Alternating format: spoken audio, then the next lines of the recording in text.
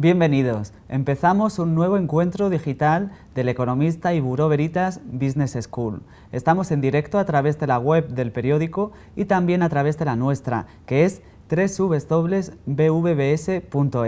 Hoy hablamos de seguridad del paciente con el doctor Eduardo Sierra, que nos acompaña en nuestro plató de televisión. Bienvenido, doctor. Es un placer tenerle con nosotros. Buenos días. Es un placer también para mí. Ya saben, cada mes estamos aquí en directo. Les traemos a un invitado de excepción para profundizar sobre un tema de actualidad del que ustedes, los lectores del Economista, pueden formular sus preguntas. Hoy estamos con Eduardo Sierra, que es uno de los grandes especialistas en España en seguridad del paciente, también en gestión del riesgo sanitario. Además, es el director de los cursos del sector sanitario de Buró Veritas Business School. Con el doctor vamos a hablar sobre esta materia y a contestar a las preguntas que nos han hecho llegar estos días a la redacción del periódico.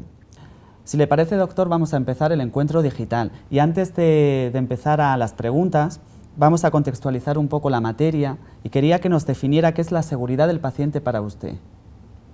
Bien, la seguridad del paciente es un movimiento que surge desde el propio sector sanitario y también hoy día ya es una disciplina que hay que aprender y en la que hay que formarse, porque la seguridad del paciente, si bien la preocupación por los riesgos sanitarios es conocida y su preocupación es muy antigua, de hecho ya Hipócrates antes, en el año 460 a.C., decía que aconsejaba a los médicos que lo importante era no hacer daño, o sea, primum non nocere. Verdaderamente el disparo de salida de lo que hoy conocemos como seguridad del paciente se produce en el año 1999 en un informe que se llama To Err is Human, que es del Instituto de Medicina americano, en el que es un informe muy extenso que planteaba que el daño que la propia asistencia sanitaria podía producir a los pacientes era tan importante que la mortalidad por ese daño era mayor que la de los accidentes de tráfico, la del cáncer de mama o la del SIDA. Verdaderamente ese informe produjo un impacto importante y hizo que esa preocupación se trasladara a la opinión pública y sobre todo al ámbito político, ¿no? Y se empezaron a tomar decisiones. Seguridad del paciente es, por tanto, el estudio, la evaluación y la prevención de los eventos o efectos adversos prevenibles que se derivan de la atención sanitaria, que no son derivados, por tanto, de la propia enfermedad del individuo, sino de la atención sanitaria que se presta. Y todos sabemos que la atención sanitaria es cada día más sofisticada, es, digamos, entre comillas, más agresiva y que consigue mejores resultados, pero tiene como contrapartida el hecho de que se asumen más riesgos, ¿no? Esos riesgos, cuando se concretan en un concepto fundamental que es el daño para el paciente, cuando se produce daño al paciente se conoce como efecto adverso o evento adverso.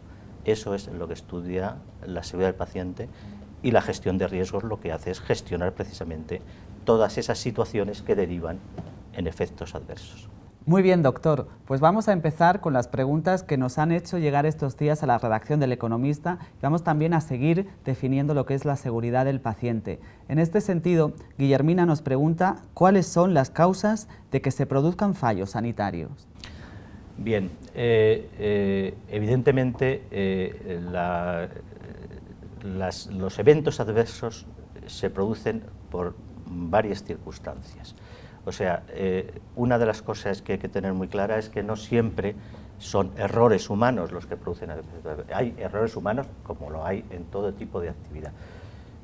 Pero normalmente el evento adverso se produce por una conjunción de varias cosas. Y ahí se incluyen errores humanos, lo que nosotros llamamos condiciones latentes del sistema, o sea, situaciones que no son precisamente las ideales y que conducen a que se puedan producir, y eso todo el mundo lo puede entender, pues si la dotación tecnológica o la dotación de material o la fatiga del personal están ahí, eso es una condición latente del sistema, ¿no? y luego existe una serie de factores que ayudan, que coadyuvan, circunstanciales que se producen ahí. Normalmente no existe una única cosa.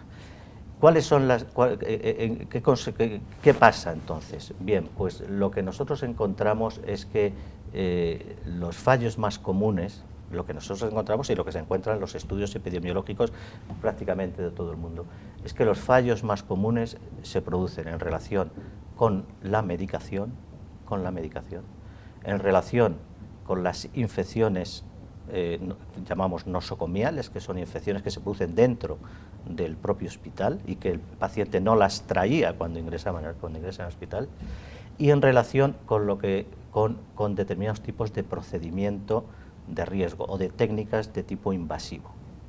Y ahí me refiero de nuevo al hecho de que la medicina es más resolutiva, pero para ser más resolutiva necesita utilizar técnicas más invasivas, y esas técnicas de riesgo se acompañan evidentemente de eso. O sea, esos tres grandes grupos son los que suponen prácticamente más del 80% de los eventos adversos, insisto, de daño, que producen daño a los pacientes.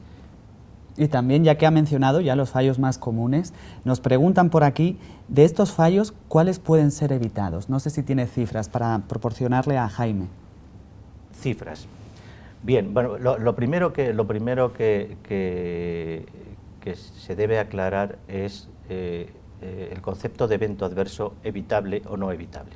No todos los eventos adversos son evitables. Hay muchos, en realidad, en nuestro, digamos, más o menos cuando se estudian los estudios epidemiológicos, cuando se evalúan esos estudios, hay estudios en la mayoría de los países occidentales, incluido España. Hablaremos luego, si queréis, del estudio español. La mayoría de esos estudios plantean que eventos adversos se producen cercano al 10% de los pacientes ingresan, cercano al 10%. Que la mayoría de esos son muy leves. La mayoría de esos son muy leves o leves. Graves son una pequeña proporción. Y que son evitables aproximadamente entre un 30 y un 40% de ellos. La evitabilidad depende de si las cosas se han hecho bien o no. Cuando se estudia un evento adverso, se estudia al paciente el daño que se le produce a ese evento adverso, y de ahí hacia atrás se estudia si eso podía haber sido evitable o no. Puede ser evitable si no se ha cometido ningún error y se ha hecho todas las cosas correctamente. Si no hay error, no es un evento adverso no evitable. No podíamos haberlo evitado, pero todo se ha hecho bien. Pero si ha habido un error, o el sistema, o el protocolo, o el procedimiento falló en algún momento, entonces sería evitable. Esa es la diferencia entre un evento adverso evitable y no evitable. En nuestro medio, en los hospitales, los eventos adversos son evitables en un 40%. Y ya que menciona cifras, doctor, ¿qué impacto social y económico tiene la seguridad del paciente? Bien, bueno, el primer impacto de la seguridad del paciente es evidentemente sobre los pacientes. O sea, el paciente sufre las consecuencias, es el primero que sufre las consecuencias. Y sufre las consecuencias en forma de sufrimiento físico, psicológico, de pérdida de función de lo que sea, si el paciente es el principal. Pero no es el único, evidentemente.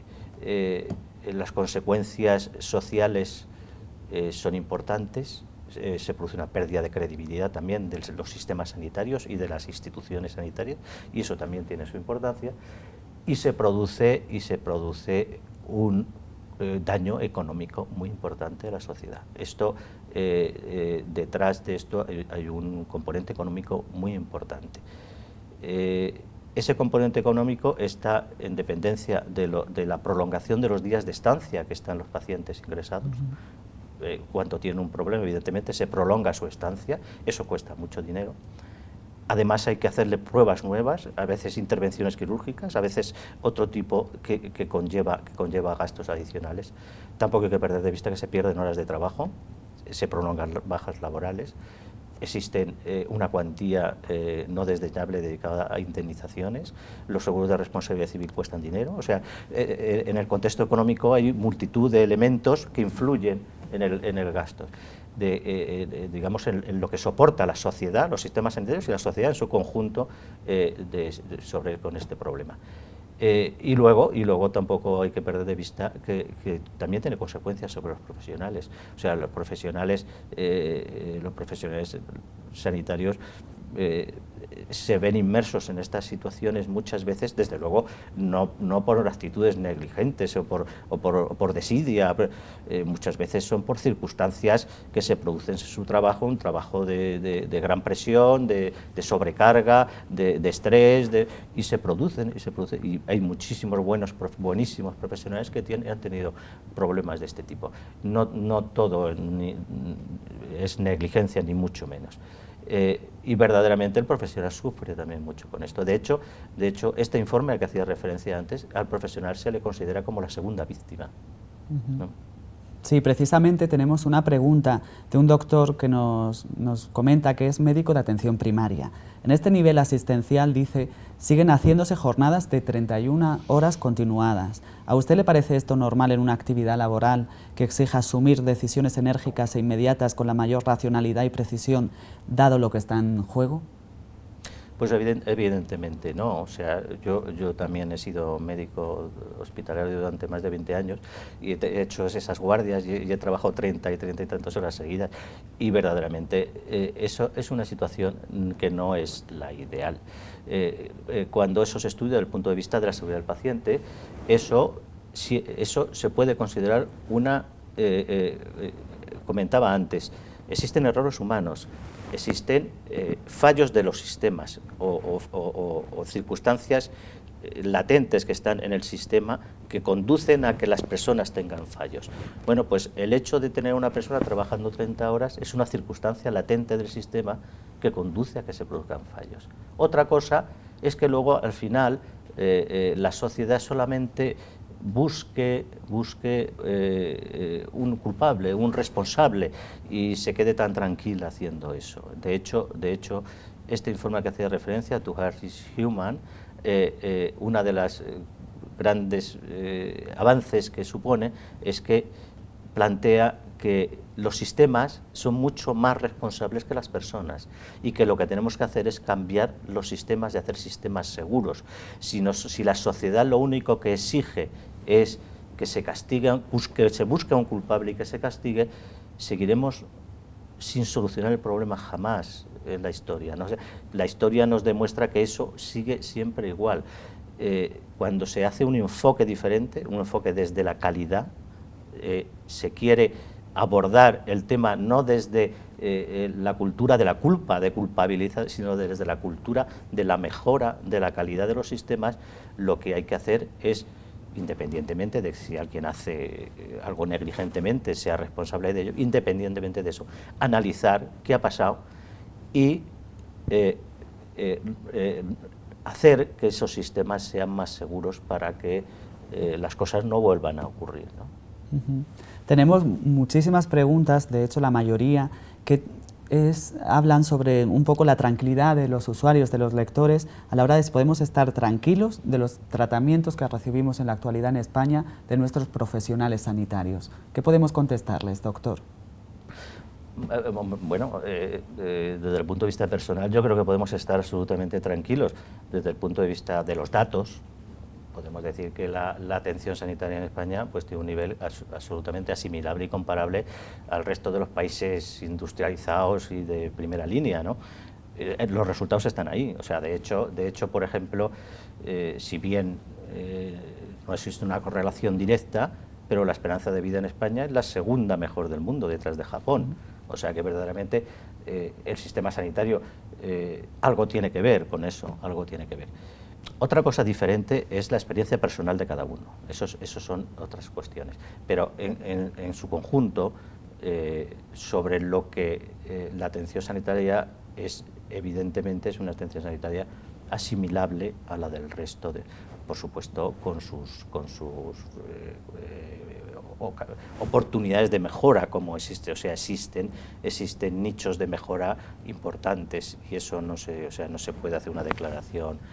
Pero verdaderamente el sistema, lo que nosotros tenemos, y en tema de seguridad en concreto, yo creo que en los últimos años, o los últimos 10 años, que existe un elemento importante, y es que se está mejorando mucho la cultura de seguridad de los profesionales sanitarios. O sea, mejorar la cultura de seguridad introduce elementos muy importantes. O sea, pensar que las cosas pueden ir mal, anticiparse a la posibilidad de error, eso es muy importante. Y esa cultura de seguridad ha mejorado mucho en los últimos años en España. Y hemos visto la postura de un doctor, tenemos también la de una paciente que se queja un poco del trato a los pacientes de los profesionales. Le voy a mencionar, le voy a leer lo que dice. Hoy en día hay mucha irresponsabilidad frente al paciente y se le descuida mucho, en todos los aspectos. Falta ser más humanos y amables con los mismos. Importa más ganar dinero que ejercer la profesión. ¿Qué opina? Nos la ha hecho Rosa Avendaño por LinkedIn. Bueno, yo opino que esa evidentemente es su experiencia, y es una experiencia que no solamente será de ella, sino será de muchas personas, es una percepción que es de muchas personas. Yo creo que claro, toca un aspecto que es muy difícil de evaluar desde el punto de vista técnico, porque es lo relacionado con el trato y lo relacionado con la comunicación. Es evidente que es difícil de evaluar, pero no quiero decir que no sea importante. Yo creo que es un tema importantísimo.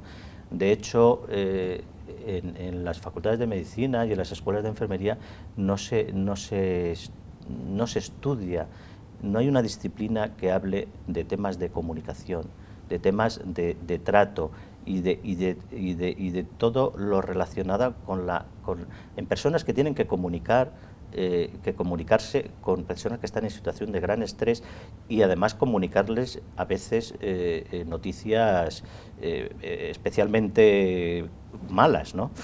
En ese caso yo creo que existe de hecho una demanda de formación en ese sentido en el posgrado, ya que no se hace en los estudios universitarios. Hay una demanda y verdaderamente yo creo que es una demanda muy justificada. Los profesionales sanitarios deberían formarse especialmente en eso, en la comunicación, y también en la cultura de seguridad, en la comunicación y en el trato de los pacientes. Y bueno, eso es lo que le puedo decir al oyente. Creo que es muy importante, y independientemente de eso, siempre puede haber alguna persona que nos sintonice, ¿no? Nos han llegado muchas preguntas de los lectores. Vamos a hacer una selección porque tenemos un tiempo muy ajustado. Vamos a ir viendo casos concretos que nos cuentan los lectores. Nos hablan, por ejemplo, aquí del olvido de instrumental médico en intervenciones. Nos lo pregunta Susana, que qué consecuencias puede tener, seguramente lo padeció, y qué responsabilidades se pueden exigir por ello. Bien, hombre, darle una respuesta a Susana muy concreta, sin conocer el caso concreto, es muy difícil, porque verdaderamente las circunstancias son muy variadas. Hombre, es evidente que es un error, eso no se puede dudar. El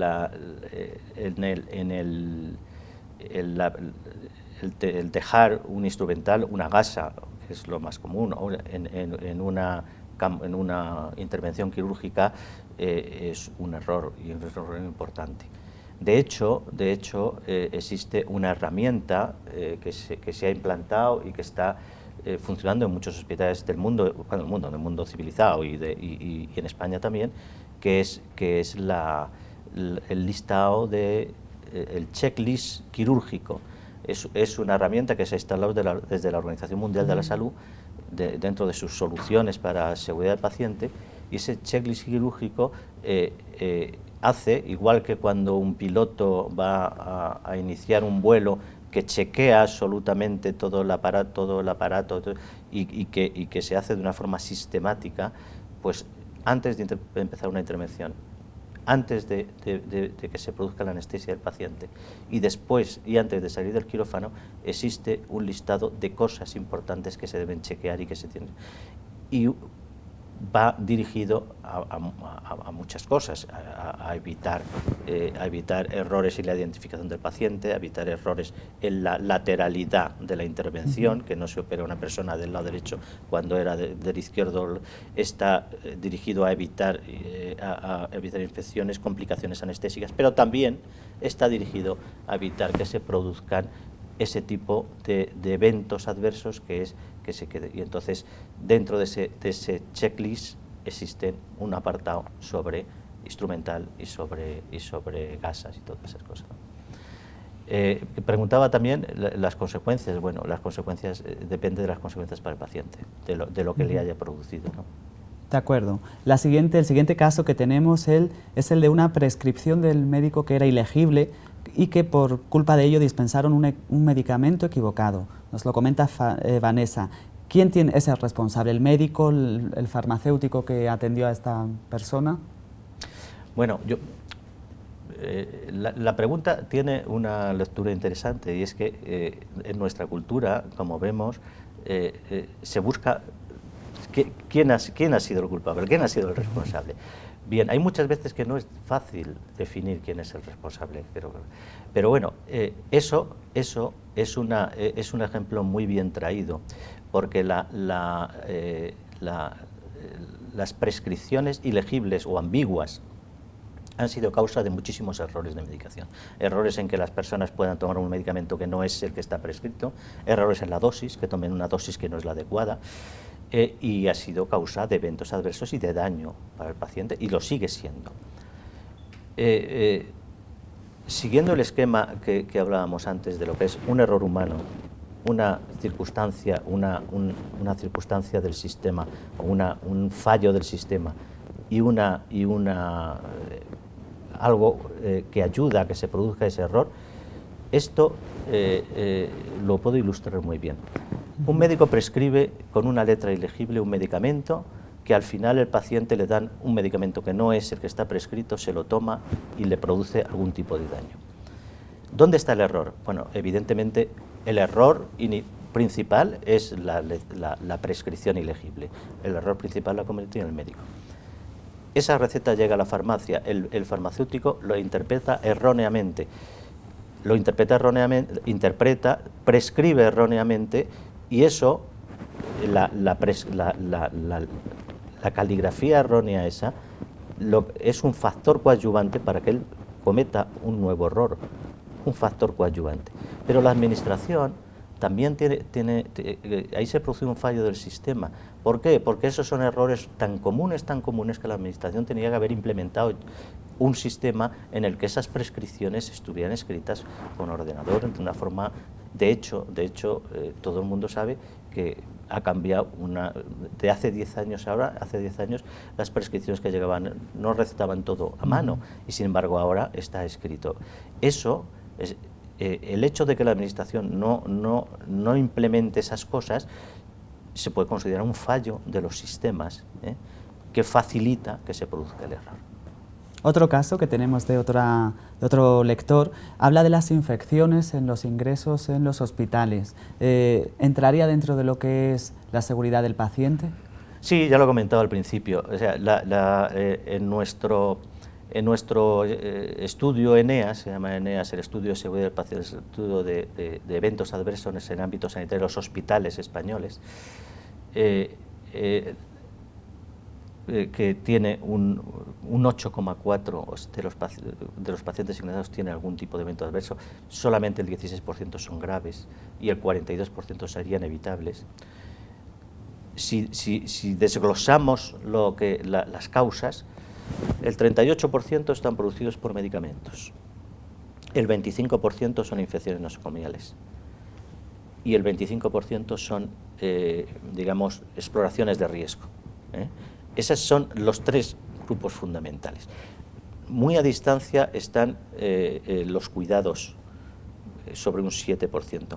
Y muy a distancia está el diagnóstico, o sea, los errores diagnósticos o los retrasos diagnósticos solamente afectan a un 2,7%. Verdaderamente la infección nosocomial es un 25%, y es en todos los países. Y en los países menos desarrollados, mucho más, ¿no? Verdaderamente es un componente muy importante de la seguridad. Y en estos casos que estamos comentando, ¿cómo debe actuar un paciente que ha padecido un caso de negligencia médica?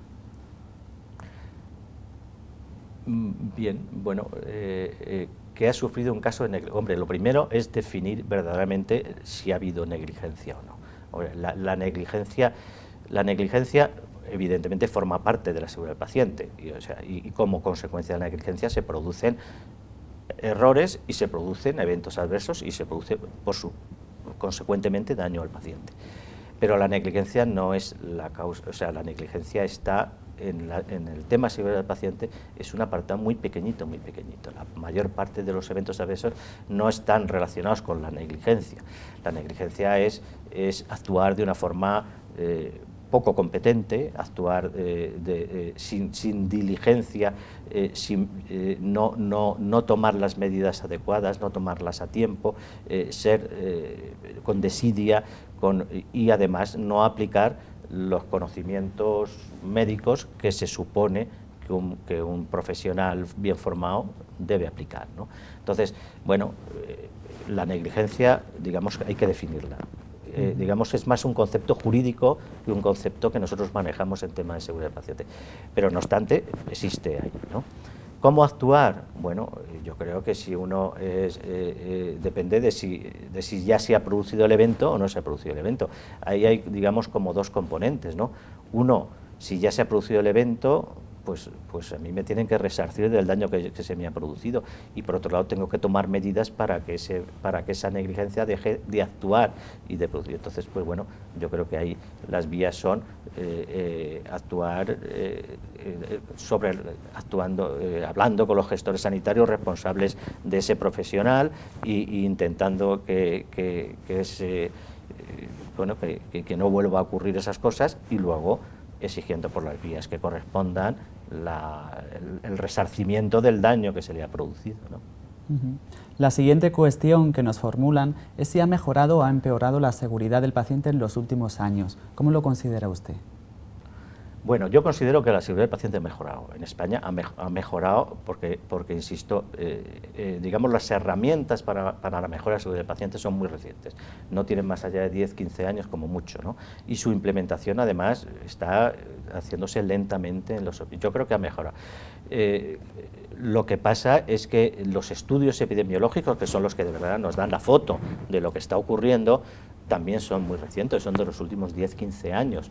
Y esos estudios, digamos, que se han hecho, son estudios muy importantes que se hacen a nivel del país, en muchísimos centros, son estudios multicéntricos, y esos estudios no se repiten se repiten muy de vez en cuando. Entonces, tenemos esa foto hecha. Pero, sin embargo, sí que tenemos datos que nos hacen pensar que esas cosas han mejorado. Por ejemplo, la infección nosocomial, que forma parte de los temas de la seguridad del paciente, eso sí que se hacen estudios durante todos los años en los hospitales, en la mayoría de los hospitales españoles. Bueno, por ley se hace prácticamente en todos. Y esa tasa de infección nosocomial ha ido descendiendo progresivamente en los últimos años. Y, por ejemplo, una buena noticia, una de las infecciones nosocomiales más severas y más importantes, que es la bacteriemia. La bacteriemia es una infección generalizada. La bacteriemia, que se asocia a los catéteres centrales, son cosas que se ponen en las unidades de cuidados intensivos, en las unidades de reanimación. Esas bacteriemias, gracias a un proyecto que se ha llevado a cabo en los últimos años, auspiciado por el Ministerio de Sanidad español y la Organización Mundial de la Salud, han disminuido en un 40%. Eso es, de hecho, en ese estudio se ha hecho un análisis económico.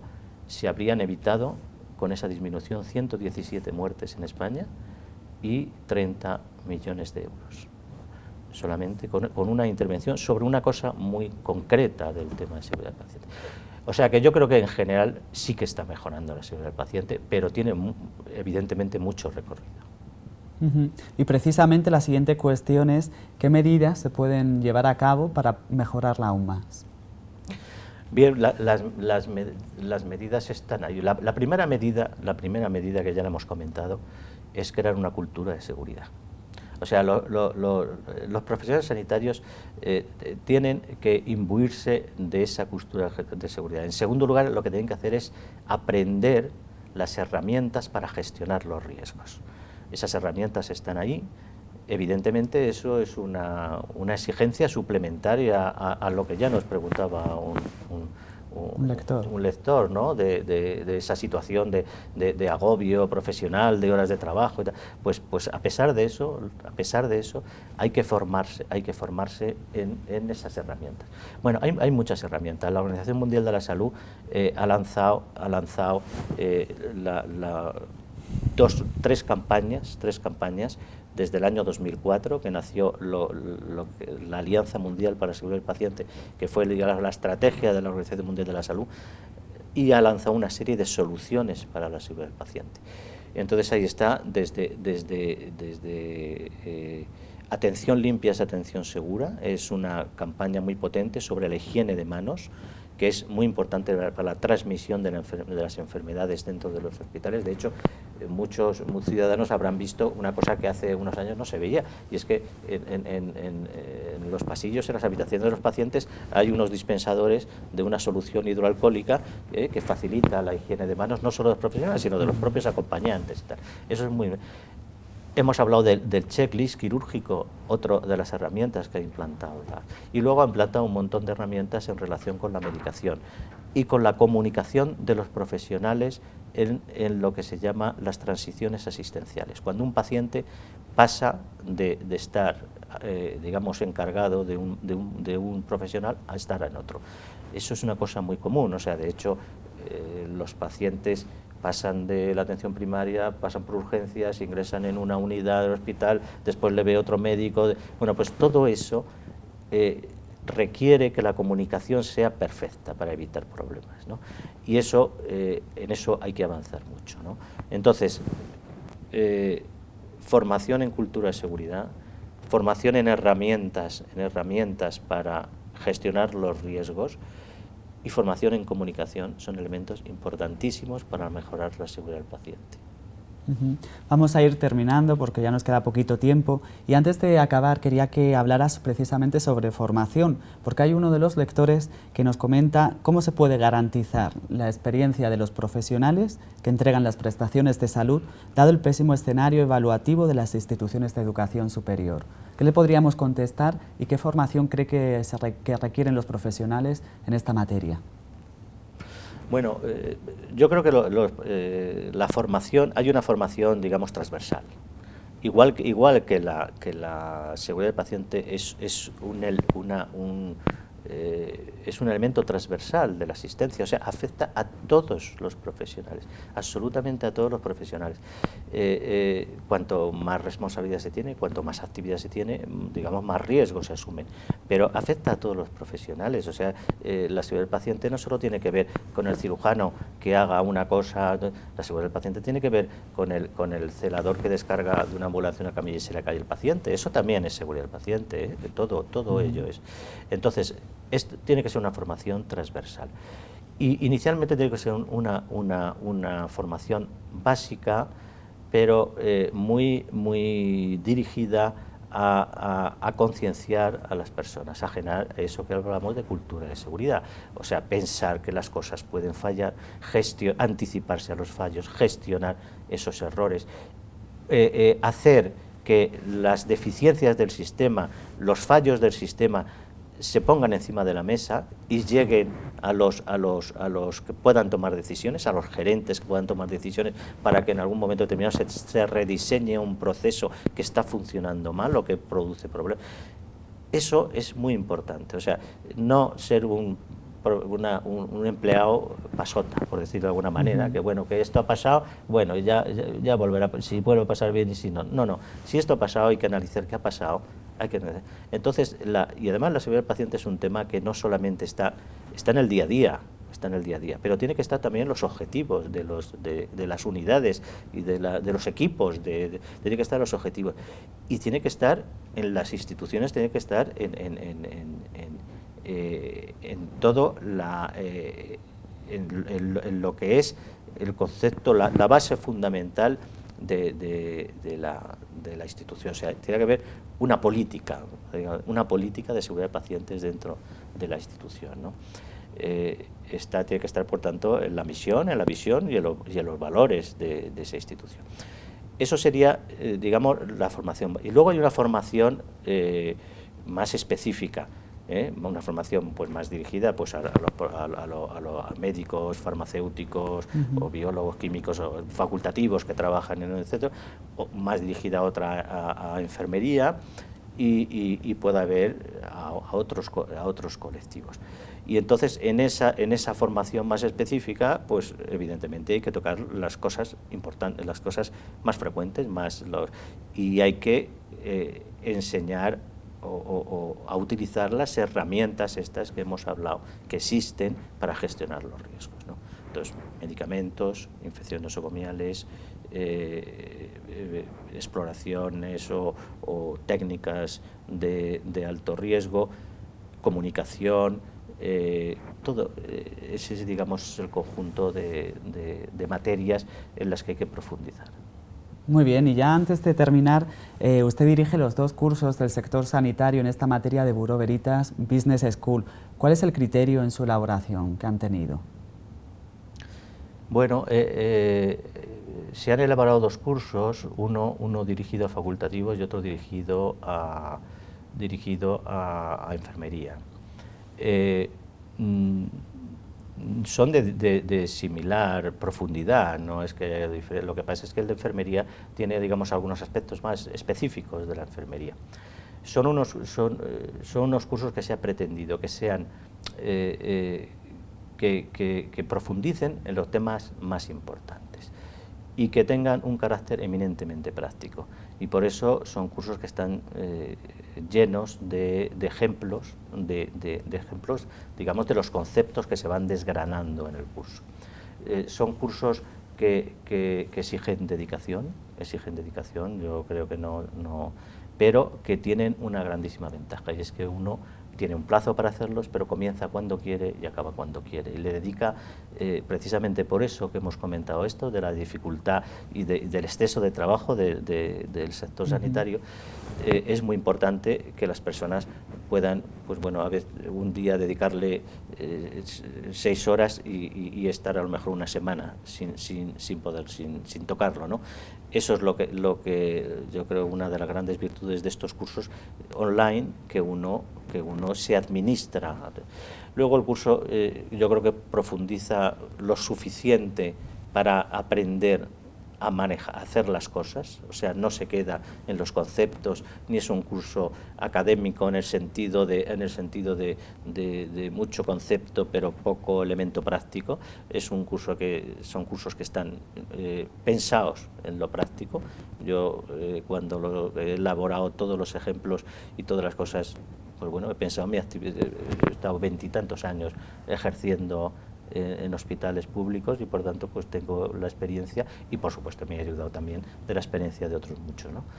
Y ese carácter eminentemente práctico, esa flexibilidad a la hora de abordar los cursos, y yo creo que la amabilidad también del entorno, que yo creo que en eso los informáticos le han dado un aspecto muy amable a lo que es el curso. Yo creo que ha quedado muy bien. Yo por lo menos estoy satisfecho de cómo han quedado. Seguro que sí, doctor. Pues con esta pregunta terminamos este encuentro digital con el doctor Eduardo Sierra, en el que hemos abordado un tema de actualidad como es la seguridad del paciente.